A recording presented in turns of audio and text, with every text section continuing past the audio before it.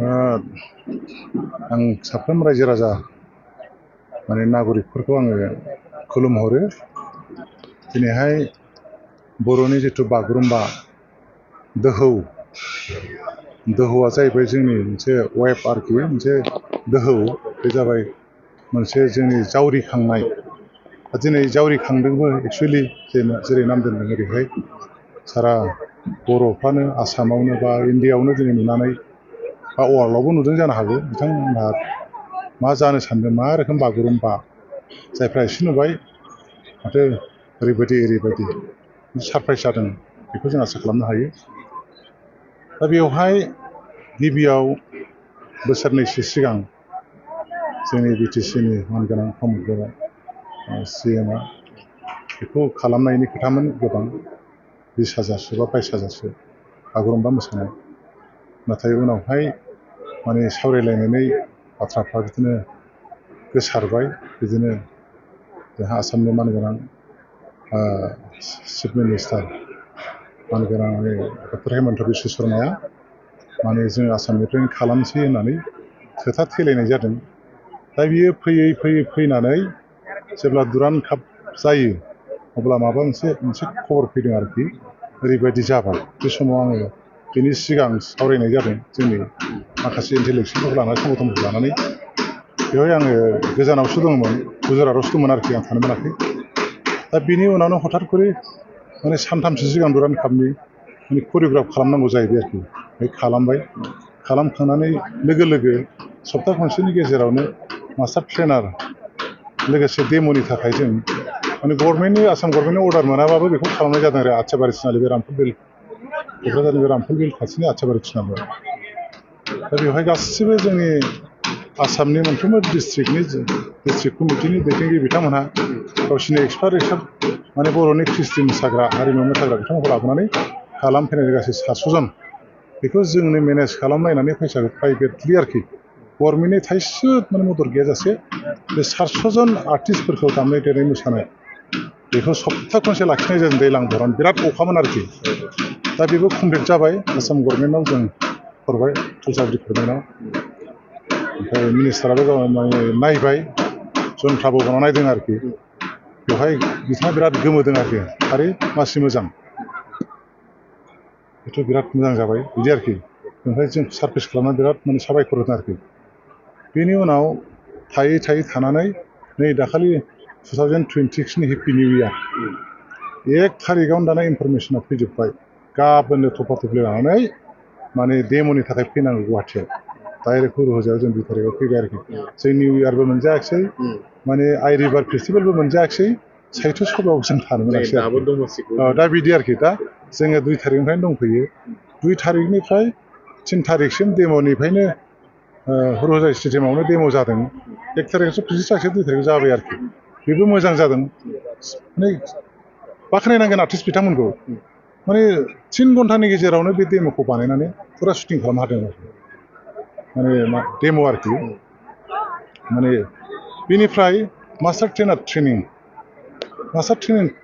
ट्रेनिङा 4-5-6 शिल्पग्रामाव जादों आरो गुवाहाटियाव। बेवहाय सानथामावनो बिथांमोनहाबो ओरैबायदि मोजां खालामबाय। 400 जन मास्टार ट्रेनार हिनजाव हौवा। दा बिथांमोनखौ 4 थारिखसिम बिदिनो खालामनानै बेनिफ्राय 7 थारिखआव फ्रि। 7 थारिखआवनो एकदम गारि लानानै बिथांमोनहा मोनफ्रोमबो डिस्ट्रिक्टआव थांजोबनांबाय आरोखि। थांनानै LAC लेभेलाव फोरोंहैबाय 8-9-10।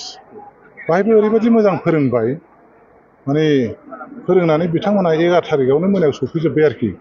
बेहाय गोबाङा माने जों DC एडमिनिस्ट्रेसन, ओरै माने कालचारेल एफेयार्स, आसामनि एडमिनिस्ट्रेसन सेक्रेटारि लेभेल, माने आन्डारस्टेन्डिंआ गोरोबा जानायाव बिदिनो ओंखाम जानाय मानाय एसे सुजुग सुबिदाफ्रा एसे क्राइसिस जादों आरोखि। सोरबा माने बेलासियावसो मोनजाफैबाय, ओंखामफ्रा बिदिनो एसे गोजांद्राय जाबाय। ओमफ्राय मोनानि 12-1 बिदियाव ओंखाम मोनजानाय जादों आरोखि। बिदिनो थाबाय। दा जोंनि गथ'फोरा गासै 10,000 आर्टिस्ट बिथांमोनहा ओंखाम मोनजानानै मोजां उन्दुनो मोननानै, दुगैनो मोननानै स्रां देहाफ्रा मोजां जाबाय आरोखि। बयबो गोसोआ गोजोनबाय आरोखि। दा प्रेक्टिसखौ जोङो 12 थारिखनिफ्राय खालामदों। दिनैहाय मथा-मथि 14 थारिख, 15 थारिख जाबाय आरोखि जानुवारि।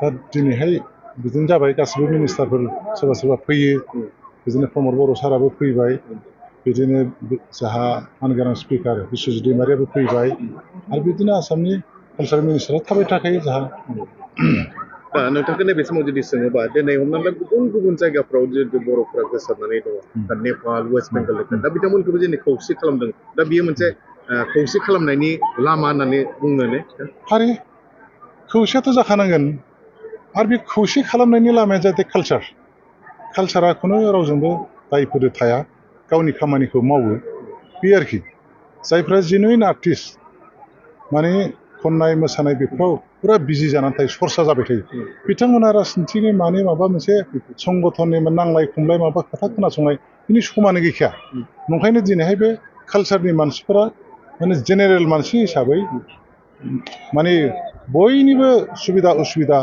माबा मोनसे गाज्रि मोनलायनाय मानाय बेफोरखौ सानालासेनो बयबो नुजाफैदों आरोखि जाथिनि मोनसे खामानि होननानै कालचाराव जों होसोनांगौ कालचारखौ जों लाखिनांगौ कालचारानो सिनायथि आइडेन्टिटि मोनसे जाथिनि होननानै बेखौ जोंनि गथ'फ्रा माने आर्टिस्टफ्रा फैनानै जमा जाफैदों आरो दा बेनि गेजेरजोंनो जों बयबो बे सेन्टिमेन्टखौ लानानै जिखि दल संगठन जाया मानो जिखि राजनितिक पार्टियानो जाया बयबो मदद खालामनांगौ माने बे जिनिसा रायजोनि जोंनिनो आरोखि दा आं आसा खालामदों जाहाथे बयबो खौसे आखाइ हमलायनानै बयबो जोंखौ माने साजेसन होयो मोनसे मटिभेट खालामो मोजां जानांगौ जाथिखौ बिदिनो लाखिनांगौ मुलुग दरबाराव जोंनि बागुरुम्बाखौ गोसारहोनांगौ जाथिया सिनायजानांगौ दा बेफोरबायदि मोनसे पिक्सारखौ जों लाबोना होनांगौ आरोखि दा दिनैसिमाव आं जोंनि दल संगठन आरो जोंनि पलिटिकेल दैदेनगिरिफोर ससियेल लिडारफोर समाजनि दैदेनगिरिफोर बिथांमोनखौ बिदि मटिभेट खालामनाय आं बाइट होनाय आं बारा नुवाखै आरोखि अबयस्से बिराद जाहा इउटिउबारफोर दं जा ग्लेमारफोर दं बिथांमोनहाबो जोंनि उन्दै उन्दै गथ' ख्रिस्टि मोसाग्रा बर'फोर जेरै नेपालनिफ्राय फैदों वेस्ट बेंगलनिफ्राय फैदों डिमा हासावनिफ्राय फैदों नागालेण्ड डिमापुरनिफ्राय फैदों आरो मोनफ्रोमबो माने WBK एसि बेनिफ्रायबो फैदों दा बिथांमोनहा उन्दै उन्दै कालचार सिबिना फैदों दा बिथांमोनखौ एसे माबा मोनसे मिडियानि गेजेरजों इन्डिभिजुवेल मिडियानो जाथों ससियेल मिडिया एसे मटिभेट खालामनो हायोबा थुलुंगा होयोबा मोजां आं सानो आरोखि दिनै दिना गाबोन जा मा जागोन मा होनो ग्रेन्ड रिहार्साल जागोन आरोखि गाबोन जों अरिजिनेल जों ड्रेसखौ गाना जों बिदन गानजोबगोन मोजां ड्रेस गानजोबगोन बेहाय माननीय जोंहा मुख्यमन्त्रि डक्टर हेमन्त बिश्व शर्मा साराबो नुजागोन आरोखि आरो बिथाङा एसे साजेसन होगोन आरो बिदिनो जोंनि लिडारफोर फैगोन दा बेखौ आं लुबैदों आरोखि ओंखायनो बयबो बे हाबाफारिखौ नायफैनांगौ आरो बेसिकेलि जिहेतु बागुरुम्बाखौ गोदो गोदायनिफ्राय दंखायोबाबो नेसनेल लेभेलाव इस्टाब्लिस खालामनो जोंहा अस्ताद कामिनि कुमार नार्जारि आरोखि जाय मानसिया इण्डियाआवनो ट्राइबेलफोरनि गेजेराव बयनिख्रुइबो सिगां माने संगित नाटक एकाडेमिखौ बान्थाखौ मोननो हादोंमोन आरोखि दा बिसिनि सासे जायखिया सोमोन्दो गोनां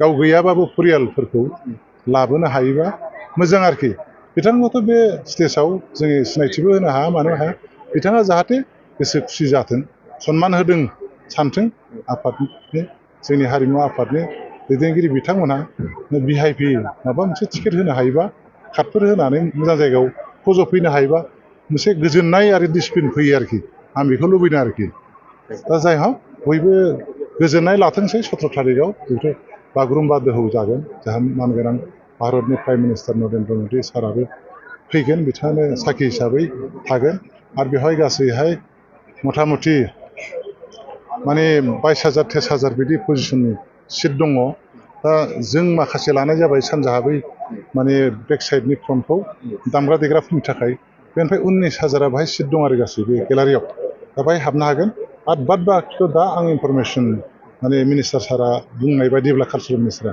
बाहेरायावबो जायफ्रा हाबनो जायगा गैया बिथांमोना LED गुवार मोनब्रैसो होगोन बे माने बक्सिं बे रिंफ्राव साइडफ्राव थानानै नायनो हागोन आरोखि दा बेहाय आं खावलायदों जाहाथे जोंनि जाय आगर फागर आरोखि बाहाय मोनसे सिट नाम्बार लिरनाय गैया आंना मुं नाम्बार होननाय गैया जाय सिगां फैगोन बेखौ 2थानिफ्राय जिरायनायखौ थिनदों आरोखि 5थानिफ्राय जा सारा फैगोन गाहाय आलासिया मानगोनां प्रधान मन्थ्रिया बे हाबनानै उनावहाय लेट जाग्राफ्रा सिट मोनाबा जायगायावबो गैयाबा सोनाय नङा ओमफ्राय जाहाथे अननानै आनडिसिप्लिन दा खालामथों दावराव दाजाथों जोंखौ लेंहरबाय जों फैबाय जों हाबनो मोनाखै मायाखै जोंनि बागुरुम्बा मोसानायाव जों मानो हाबनो मोना बेफोरबायदि बुंलाबायनानै माने ससियेल मिडियाफ्राव हगारलाबायनाय मिडियाफ्राव बुंलाबायनाय माबा मोनसे फिजिकेलि एसे रागा जोंनाय देखायलाबायनाय अननानै बेखौ दा खालामथारथों आरोखि बयबो मोजाङै जाफुंथों होननानै बयबो नायदो बयबो एन्जयमेन्ट लादो आरो न'आव थाग्राबा टिभियाव नायदो मबाइलाव नायदो बयबो रंजादो बयबो सापर्ट खालामदो अब्लानो गरजियास जागोन बेखौनो आं खावलायबाय रायजो राजा बिथांमोनखौ